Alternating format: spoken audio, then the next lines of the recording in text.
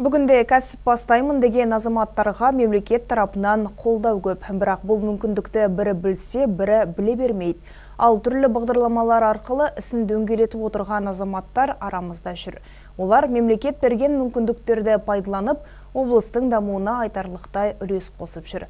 Әріптесім Аят Асқарбекұлы несие алып, қажырлы еңбек етіп жүрген азаматтармен кездесіп қайтқан еді. Сюжет көріңіз.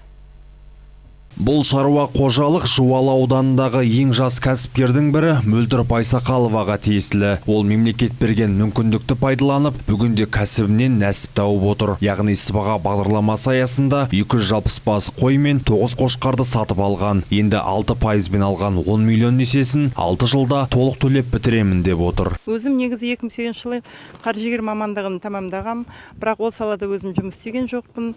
Мал шаруашылықпен айналысқанды жөн көрдім.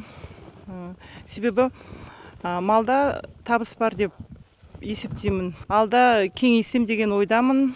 Енді биыл өзім жаңадан бастап отырмын. 260 қой әрине аз, келесі жылы одан да көбейсек деп отырмын. Жас кәсіпкер қой етін экспортқа шығаруды қолға алмақ. Ол үшін мал басының санын арттыруды көздеп отыр. Әсілінде сыбаға мемлекеттік бағдарламасының мақсаты да осы. Кәсіпкерлерге несие беріледі, оған қажетті техника мен мал азығы сатып алынады. В текущем году 58 хозяйств Жамбылской области приобрели. Биылғы жылы сыбаға бағдарламасы бойынша 58 азаматтың өтінішін қабылдадық. Оларға 590 миллион теңге көлемінде несие беріліп, шаруалар жұмыстарын бастап кетті. Ал біздің мүмкіндіктеріміз кез келген азаматтар үшін қолайлы. Тіпті қазір несие алып ісін бастаймын деген жандардың саны артып келеді. Әр қашан халыққа қолдау көрсетіп, бағыт-бағдар беруге дайынбыз. Ал Жамбыл ауданындағы жеке кәсіпкер Ақжол Теңгебаев игілік бағдарламасы бойынша несие алған. Ауыл тұрғыны 4 миллион теңгеге 110 бас қой мен 4 қошқар сатып алған. Бұдан бөлек мемлекет берген қаржыға мал азығын әзірлеп, қытымыр-қысқа дайын отыр. Кәсіп иесі ауылда тұрғаннан кейін малмен айналысу парызым дейді.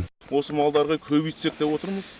Осы көктемгі аман-есен шығарсақ, төлдетсек, осыларды көбейтсек, осылардың кішкене несін еңбегін жемісін жейміз деп отырмыз ғой, Алла қаласа.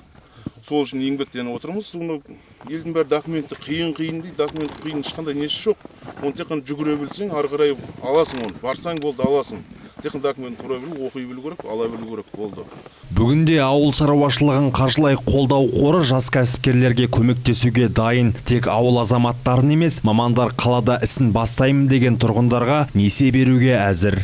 Аят Асқарбекұлы, Азат Байтемір, Ұлжан Таласқызы, Жеті Ньюс.